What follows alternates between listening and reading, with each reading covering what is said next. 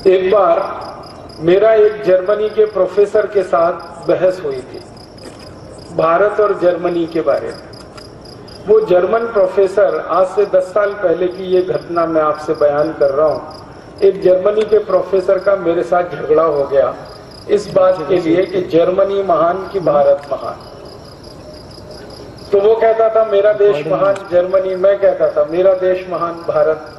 तो हम दोनों ने अपने झगड़े का निपटारा करने के लिए, फैसला करने के लिए एक सूत्र बनाया, फॉर्मूला बनाया। तय तो करना है किसका देश महान, या तो जर्मनी या तो भारत। तो हम दोनों ने ये तय किया कि हम दोनों एक दूसरे के देश के बारे में प्रश्न पूछेंगे।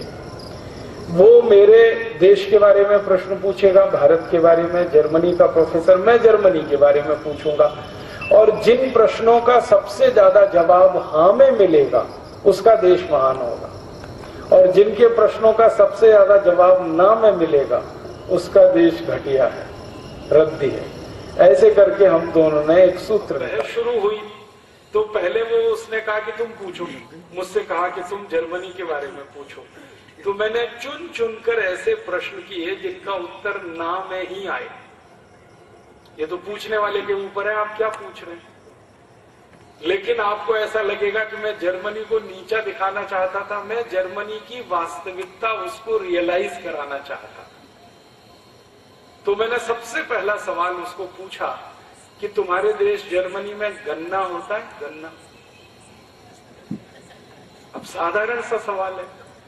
तो उसने कहा नहीं होता, क्योंकि मुझे मालूम है जर्मनी में गन्ना नहीं होता। और जानबूझ के मैंने ये सवाल किया कि जर्मनी में गन्ना होता है? उसने कहा नहीं होता। मैंने कहा जर्मनी में केला होता है? केला। उसने कहा नहीं होता। मैंने कहा जर्मनी में आम होता है? आम। उसने कहा नहीं होता। फिर मैंने कहा जर्मनी में संतरा होता है? संतरा। उसने कहा नहीं होता। फिर मैंने कहा जर्मनी में मौसम्मी होती है? मौसम्मी। उसने कहा नहीं होती। थोड़ी देर में वो बौखला गया, क्योंकि हर जवाब ना ना ना ना। तो उसने थोड़ी देर में मुझे कहा, मिस्टर राजीव दीक्षित, मेरे जर्मनी में कोई मीठी चीज पैदा नहीं होती, अब आगे पूछो। तब मैंने उसको कहा अच्छा दूसरा सवाल है मेरा। मैंने कहा जर्मनी में पालक होता है? पालक। क्योंकि पालक मीठा नहीं है। तो उसने कहा नहीं होता। फिर मैंने कहा जर्मनी में मेथी होती है? मेथी। उसने कहा नहीं होती। मैंने कहा जर्मनी में मूली होती है? मूली। उसने कहा नहीं होती। फिर मैंने कहा कि जर्मनी में वो होती है इलायची, या जर्मनी में काली मिर्च होती है? ये सब मीठी चीजें नहीं है। थोड़ी देर में फिर बौखला गया। फिर कहने लगा मिस्टर राजीव दीक्षित, हरे पत्ते की कोई चीज जर्मनी में नहीं होती, अब आगे पूछो। अब मीठी चीज कोई होती नहीं, हरे पत्ते की कोई चीज होती नहीं। तो मैंने कहा अब तुम ही बताओ जर्मनी में होता क्या है।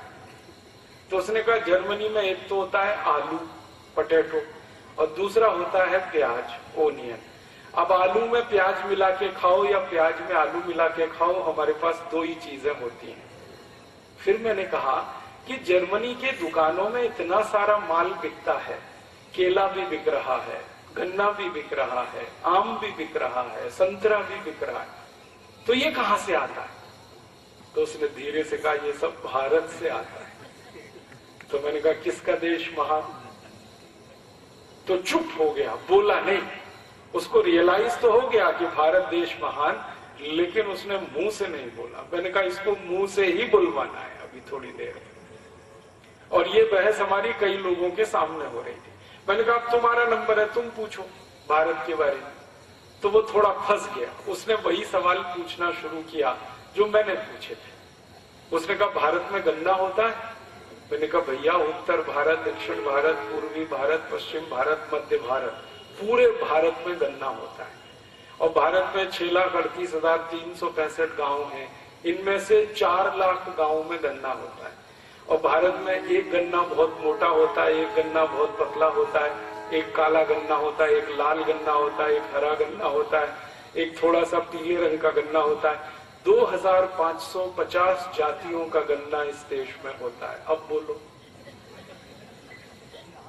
तो कहने लगा आई कांट बिलीव इट। मैंने कहा ये तुम्हारी प्रॉब्लम है, मेरी नहीं। तुम्हें भरोसा नहीं है तो ये तुम्हारी समस्या है। अगर तुमको भरोसा करना है तो तुम भारत आ जाओ और घूम लो और पता कर लो कितनी जातियों का गन्ना होता है। फिर उसने दूसरा सवाल पूछा, केला होता है भारत में? मैंने कहा केला ही केला होता है।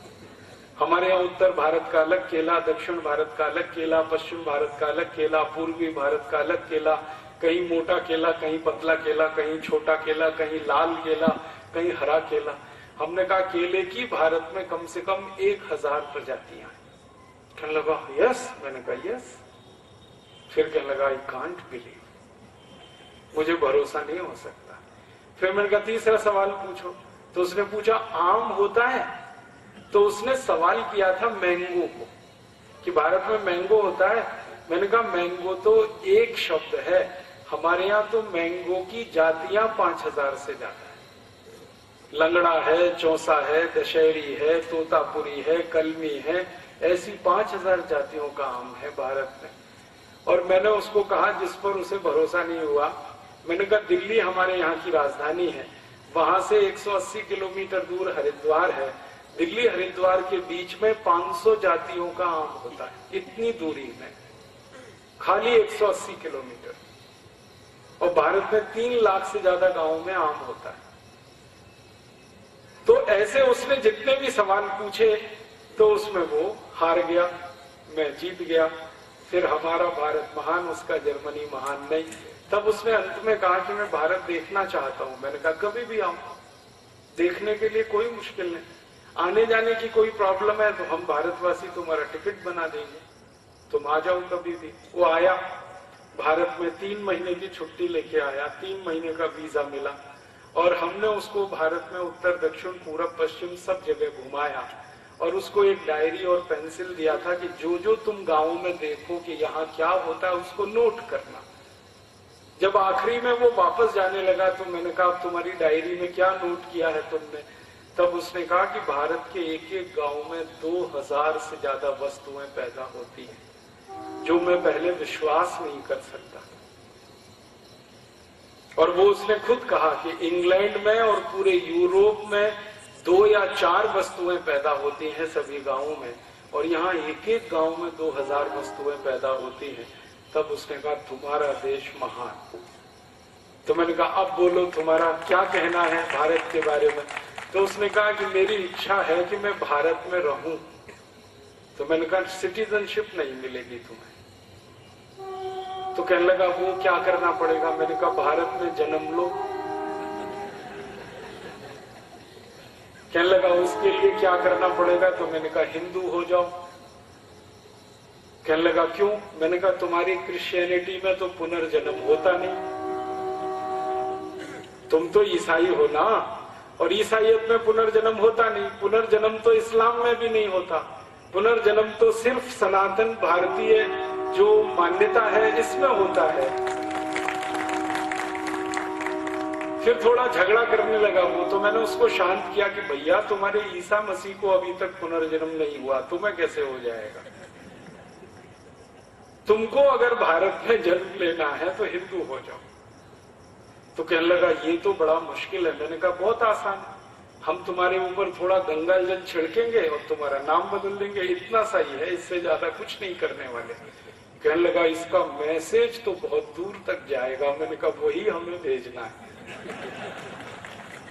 ये मैसेज जर्मनी तक जाए, वही तो हम चाहते हैं। कहने लगा फिर मैं सोच के बताऊंगा। मैंने कहा ठीक है। फिर जाते जाते वो यही कह के गया कि मैं जीसस से प्रार्थना करूंगा कि अगला जन्म भारत में मिले। मैंने कहा वो प्रार्थना तुम्हारी नहीं स्वीकार होगी, क्योंकि ईसाइयत में पुनर्जन्म होता ही नहीं है। पुनर्जन्म वाली एक ही दुनिया में सभ्यता है जिसको हम भारतीय सभ्यता कहते हैं। ये भारत की विशेषताओं में से एक है। मैंने कहानी के माध्यम से आपको कई चीजें बता दी कि भारत में बहुत कुछ ऐसा होता है जो दुनिया में कहीं नहीं होता।